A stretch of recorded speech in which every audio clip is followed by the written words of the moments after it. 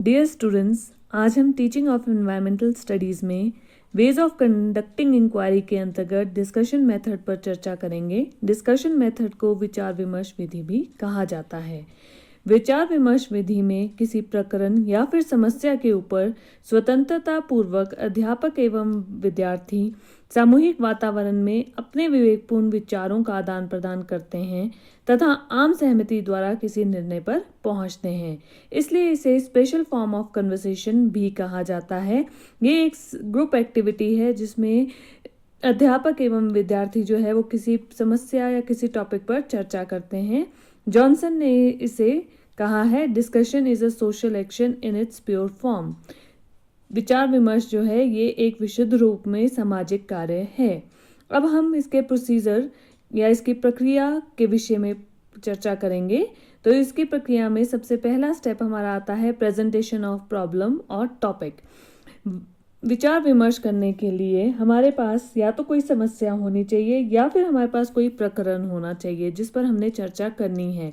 ये समस्या या फिर ये प्रकरण अध्यापक भी दे सकता है और इसे विद्यार्थी खुद भी चुन सकते हैं या विद्यार्थी इसे प्रपोज कर सकते हैं। फिर उसके बाद हमारा दूसरा पॉइंट आता है preparation on the part of students before discussion, कि छात्रों ने विचार विमर्श करने से पहले क्या तैयारी करनी है। तो छात्रों ने विचार विमर्श करने से पहले इसका मतलब है कि अध्यापक जो है या छात्र जो हैं वो टॉपिक पहले चूज करेंगे। फिर उसके बाद एक दिन डिसाइड होगा जिस दिन क्लासरूम में डिस्कशन इनिशिएट की जाएगी, जिस दिन क्लासरूम में डिस्कशन की जाएगी। तो जिस दिन वो की जाएगी उससे पहले जब टॉपिक डिसाइड हुआ तब तक विद्यार्थी क्या करेंगे, विद्यार्थी जो है उस प्रकरण या फिर उस समस्या पर अपने जो तथ्य हैं उनको इकट्ठा करेंगे, साधनों की सहायता से अपने आप को तैयार करेंगे और बड़ी सावधानी पूर्वक सारे तथ्य इकट्ठे कर फिर एक एक करके अपने विचार जो हैं वो कक्षा में प्रस्तुत करेंगे। इसके लिए वो और बुक्स की हेल्प ले सकते हैं, वो पुस्तकालय की हेल्प ले सकते हैं, वो अन्य व्यक्तियों से भी जो अनुभवी व्यक्ति हैं उनसे भी सलाह ले सकते हैं और अगर कहीं पे आंकड़ों की आवश्यकता है तो वहाँ पे वो आंकड़े भी डिपार्टमेंट से कलेक्ट कर सकते हैं।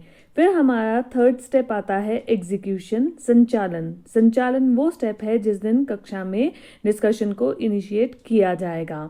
तो डिस्कशन को इनिशिएट करने का उत्तरदायित्व जो है वो टीचर के पास होता है।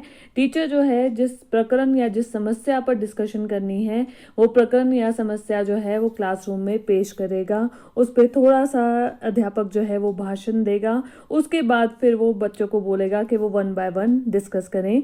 डिस्कशन के लिए पहले ही तय कर लिया जाएगा कि बच्चे आपस में डिस्कशन करेंगे या फिर उनके 2 समूह बनाए जाएंगे और उसमें वो डिस्कशन करेंगे। इसमें ध्यान रखना जो है वो अध्यापक के लिए आवश्यक हो जाता है कि अध्यापक जो है वो ये देखेगा कि बच्चे जो हैं वो डिस्कशन करते वक्त ज़्यादा टाइम ना लें और एक ही छात्र जो है वो बार बार ना बोले, सारे छात्र जो हैं वो अपनी सहभागिता दें और कहीं पे अगर द्वंद्व हो जाता है या कहीं पे तू मैं जो है वो बच्चों के बीच में हो जाती है तो उसको ठीक करना या उसको सॉर्ट आउट करना भी अध्यापक का ही कार्य होता है। और अध्यापक ने भी ध्यान रखना है कि जो डिस्कशन है वो टाइम से शुरू होकर और टाइम पे ख़त्म हो जाए। उसके बाद हमारा अगला स्टेप आता है follow up program. Follow up program को हम बोलते हैं विचार विमर्श के बाद का कार्य। जब विचार विमर्श हो गया है तो उसके बाद अध्यापक ने क्या करना है, उसका एक सार या फिर उसका एक निष्कर्ष जो है वो निकालना है। उसने सभी छात्रों के मतों को रखना है और उससे फिर निष्कर्ष को निकालना है। फिर हमारा लास्ट स्टेप आता है इवेल्युएशन, मूल्यांकन। मूल्यांकन में ये देखना है कि जो हमारी डिस्कशन हुई है क्या वो डिस्कशन जो है वो फ्रूटफुल है, उसका कोई उपयोगिता है, बच्चों ने अपने विचार ठीक से प्रस्तुत किए, उसमें कुछ कमियां तो नहीं रह गई और उसमें जिन्होंने पार्टिसिपेट किया या जिन बच्चों ने पार्टिसिपेट नहीं कर पाए किसी कारणवश उनको भी लाभ हुआ या नहीं हुआ। तो वो हम जो है ये सारा का सारा हम मूल्यांकन में देखते हैं। अब हम चर्चा करेंगे कैरेक्टरिस्टिक्स ऑफ डिस्कशन मेथड, कि जो डिस्कशन मेथड है उसकी क्या विशेषताएं हैं। नंबर 1 है सॉल्यूशन ऑफ द प्रॉब्लम, समस्याओं का समाधान। हम जब भी चर्चा करते हैं तो हमारे लिए बहुत आवश्यक हो जाता है ये देखना कि जिस विषय पर हम समझ या जिस समस्या पर हम चर्चा कर रहे हैं उसका समाधान भी निकला है या नहीं। जैसे हमने एक टॉपिक लिया कि क्या सड़क और पार्क जो हैं ये हमारे शहर को अधिक, इन दोनों में से क्या चाहिए, हमारे शहर को अधिक सड़कें चाहिए या फिर हमारे शहर को अधिक पार्क चाहिए। तो ये हमारा एक प्रश्न बना। अब इस प्रश्न का उत्तर जो है वो खोजना है हमने चर्चा द्वारा। तो हमें ये देखना पड़ता है कि जब हमने वो चर्चा की तो उससे समस्या का समाधान निकला, बच्चे किस मत की तरफ पहुंचे कि हमारे शहर को सड़कों की अधिक आवश्यकता है या फिर हमारे शहर को पार्क की अधिक आवश्यकता है। इसमें नंबर 2 है organising and relating facts.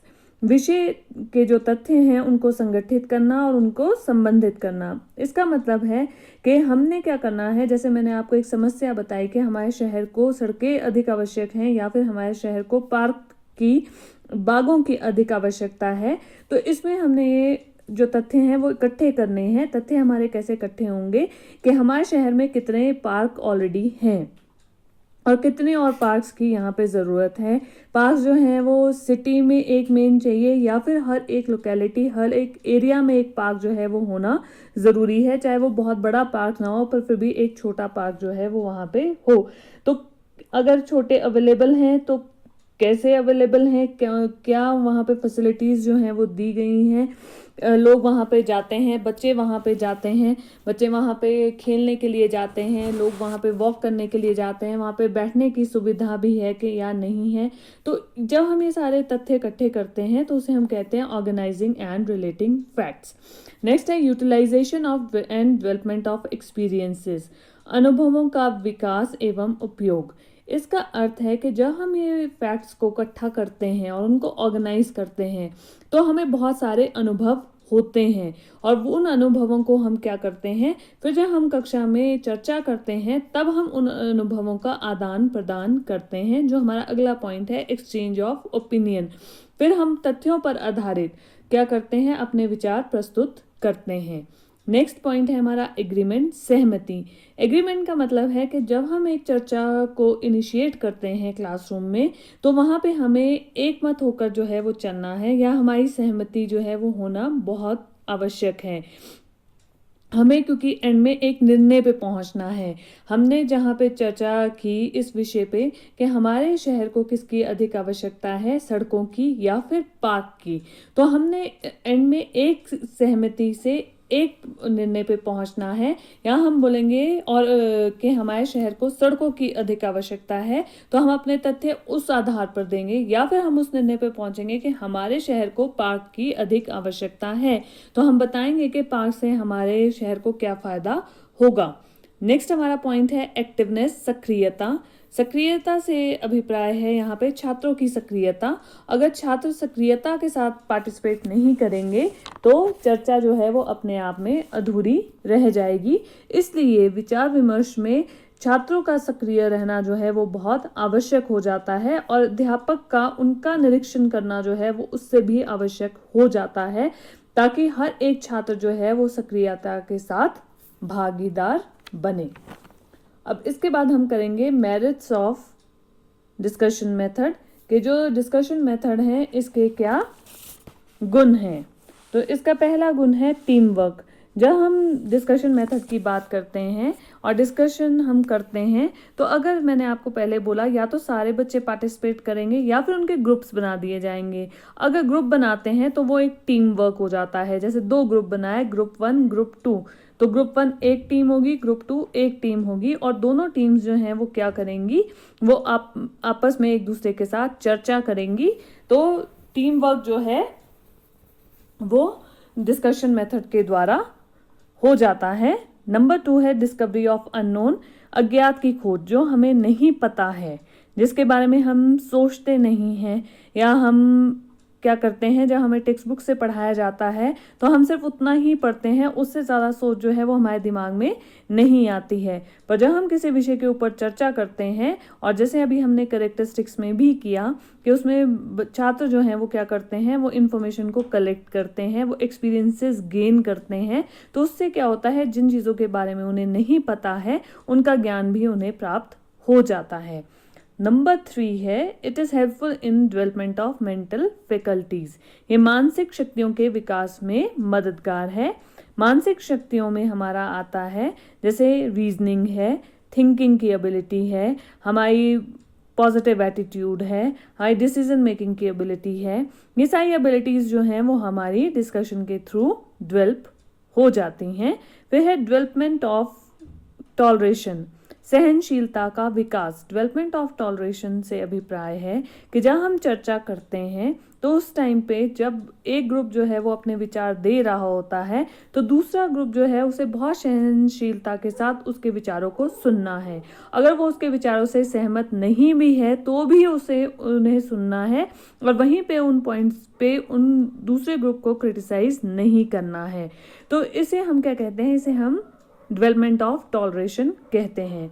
Next है डेवलपमेंट ऑफ गुड हैबिट्स, अच्छे गुणों या अच्छी आदतों का विकास। डिस्कशन के द्वारा हमारे में अच्छी आदतों का विकास होता है, जैसे स्व अध्ययन।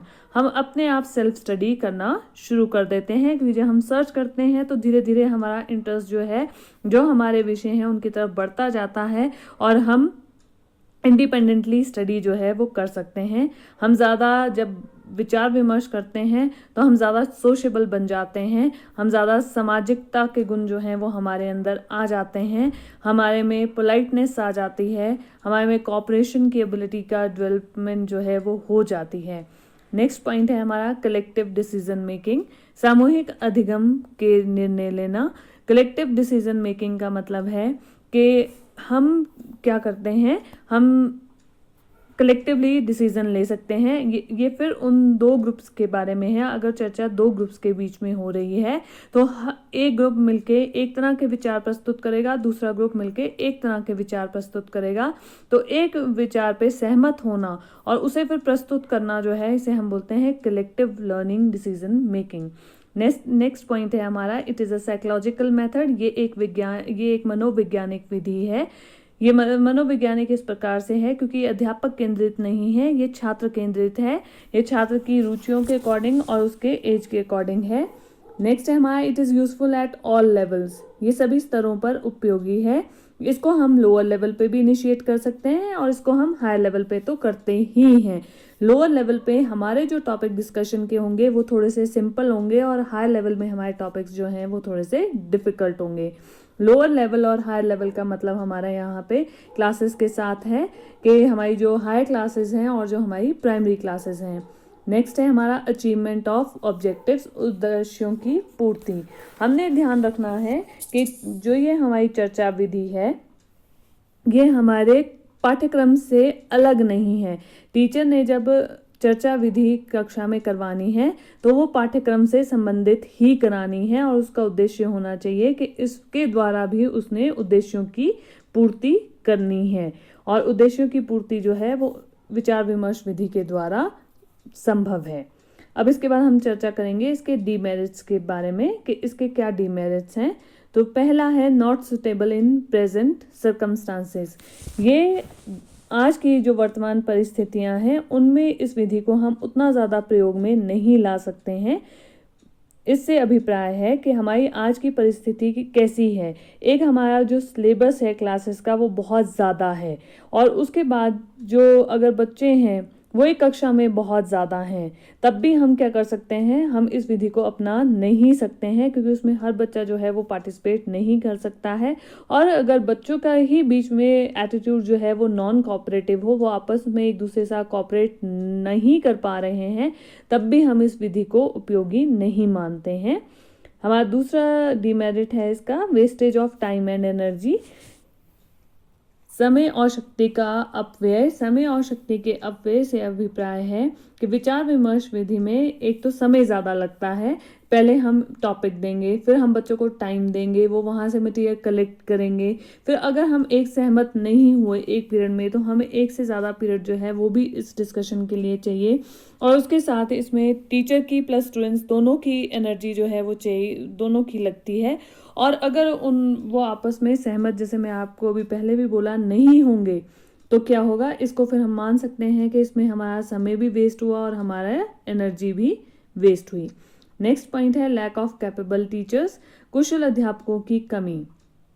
हमारे जितनी भी विधियां हैं, अगर उसमें हमारे पास कुशल अध्यापक नहीं हैं तो वो विधि अपने आप में ही अधूरी रह जाती है। तो बच्चों, आज हमने डिस्कशन मेथड पर चर्चा की। Thank you very much. Stay home, stay safe.